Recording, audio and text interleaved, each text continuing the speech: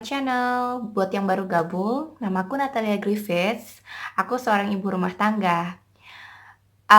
Di video kali ini aku mau ngebahas mengenai gimana caranya aku bisa sampai ke USA.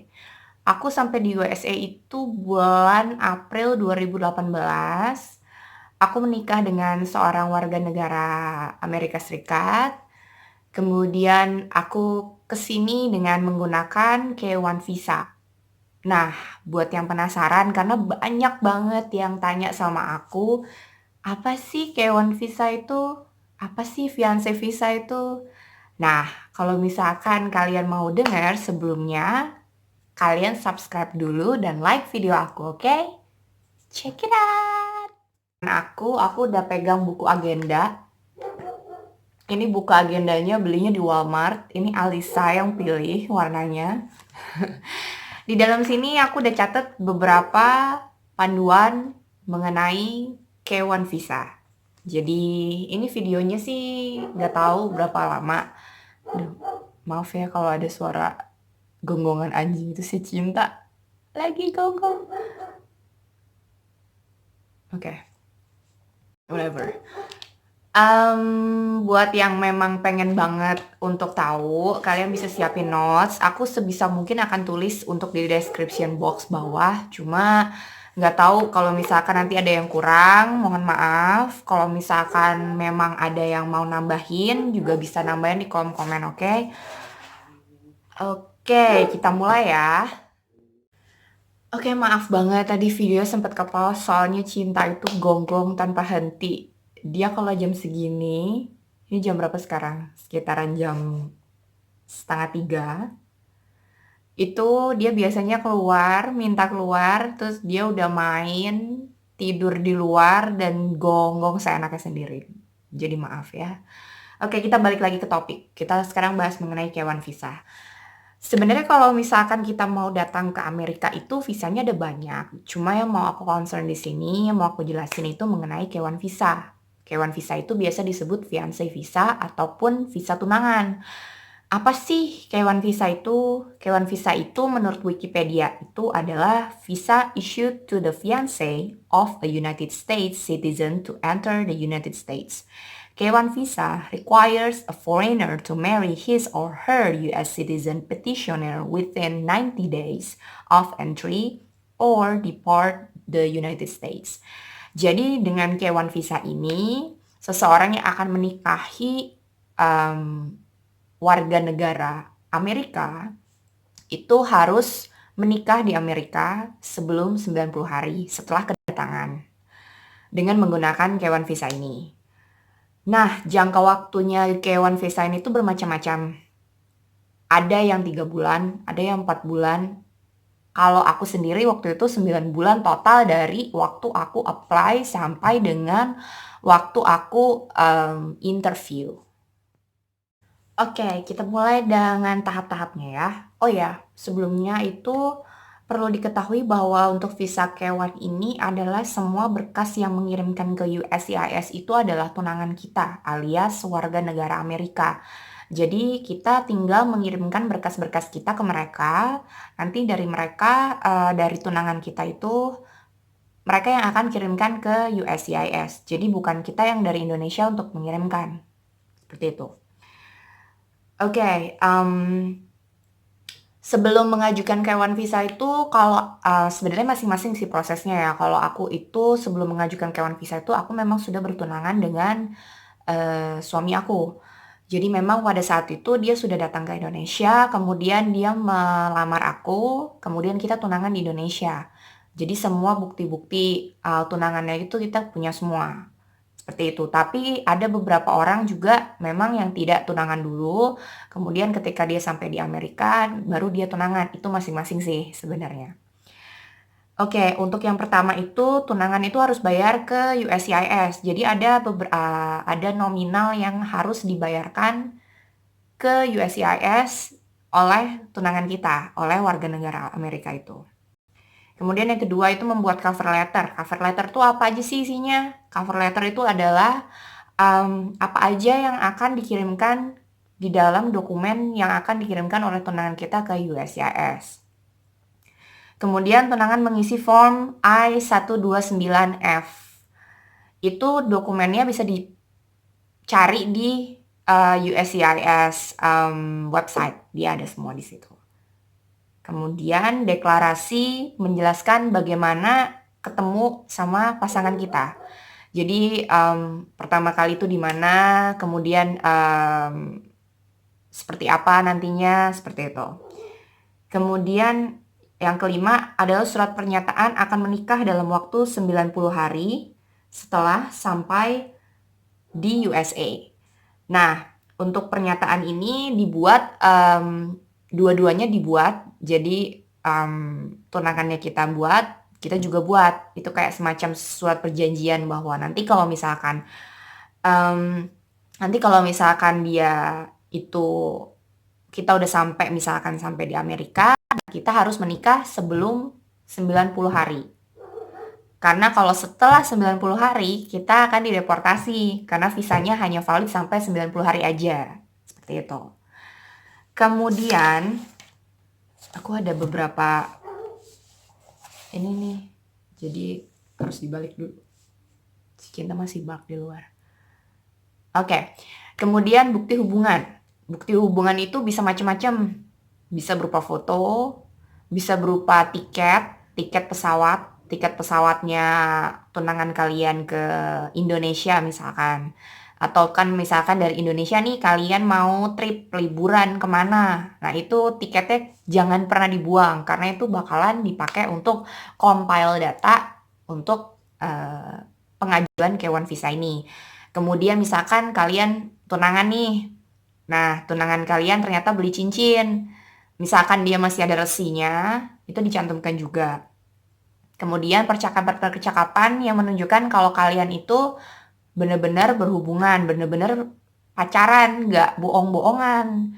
Nah, perlu diketahui juga untuk K1 visa ini, itu pasangan itu dalam 2 tahun terakhir itu harus sudah ketemu. Bukannya dalam waktu misalkan gini, banyak banget yang salah persepsi mengenai dalam 2 tahun ini berapa kali sih harus ketemu gitu. Aku jujur bertemu dengan suamiku itu 2 kali total sebelum kita nikah. Jadi yang pertama itu aku ketemu, dia langsung ngelamar aku. Itu pertama kali ketemu karena emang kita udah ngobrolin itu pada saat kita long distance. Kemudian yang kedua, dia bawa aku ke Amerika.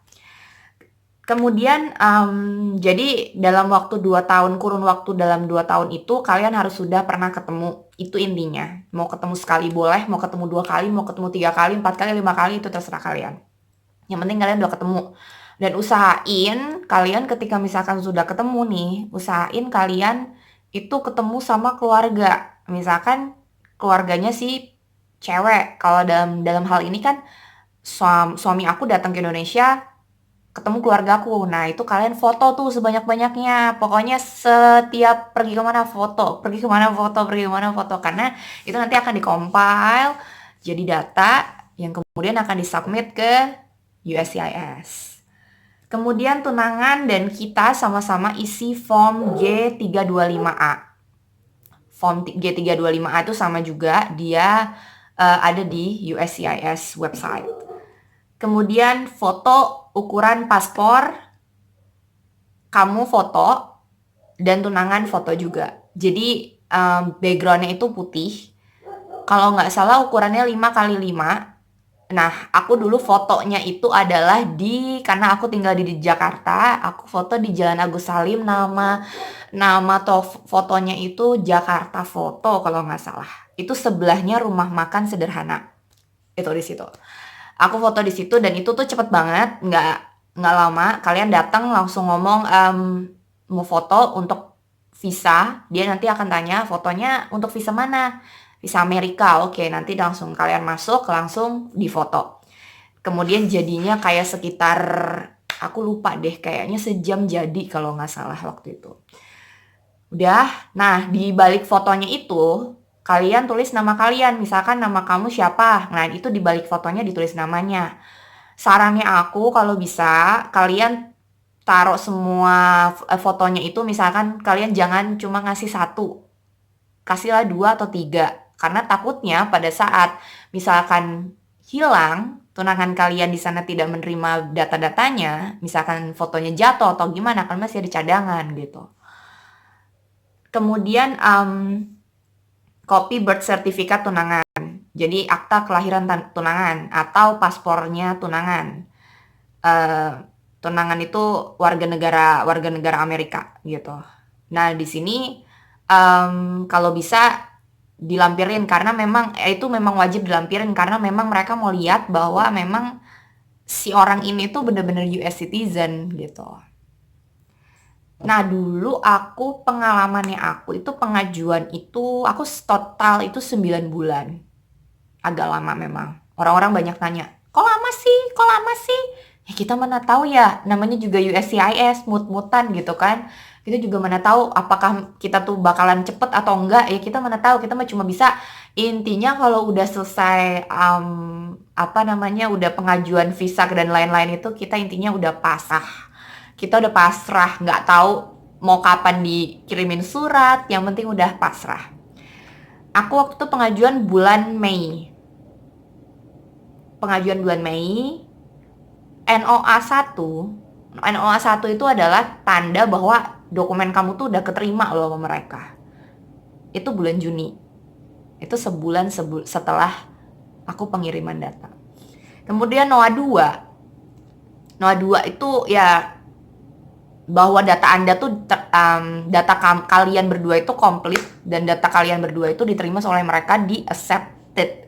Untuk selanjutnya adalah akan dilakukan proses interview. Tapi ini belum. NOA 2 itu aku terima bulan November. Pas hari ulang tahun aku. Itu, aku inget banget. Aku sempat lupa kemarin-kemarin, tapi sekarang aku inget lagi. Aku pas mau bikin vlog ini tuh aku langsung kayak flashback lagi gitu. Nah, jadi seperti itu untuk proses K1 visa. Karena video ini akan aku buat 2 part. Yang part pertama itu adalah mengenai apa aja yang dilampirkan oleh tunangan. Nanti part kedua adalah proses interview sampai pada akhirnya aku keterima. Gitu. Dan penuh drama-dramanya. Pokoknya intinya adalah kalau misalkan K1 visa itu pengajuan awal itu yang mengajukan itu adalah tunangan kita, yaitu warga negara Amerika, bukan kita. Kita mengisi formulir. Oh my god, ngomong formulir aja kelibet. Formulir yang emang harus diisi oleh kita, itu aja. Jadi sebenarnya itu tergantung kalian mau bagaimana mengisinya, mengirimkan dokumen ke tunangan atau kalian mau mengisinya tuh bareng-bareng ketika kalian lagi ketemu gitu.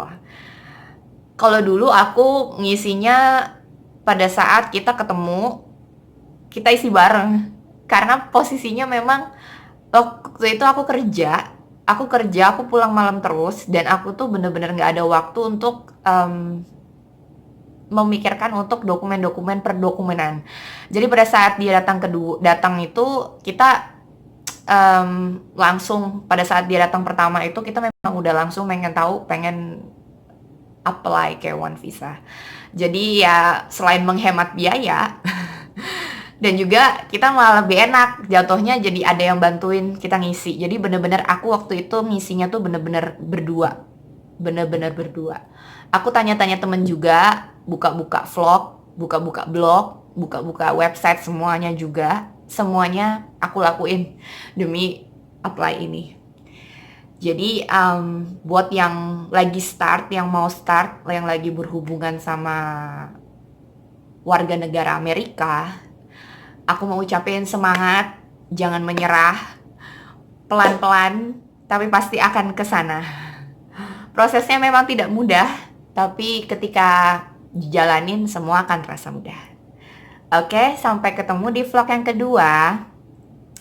Gitu aja. Bye-bye.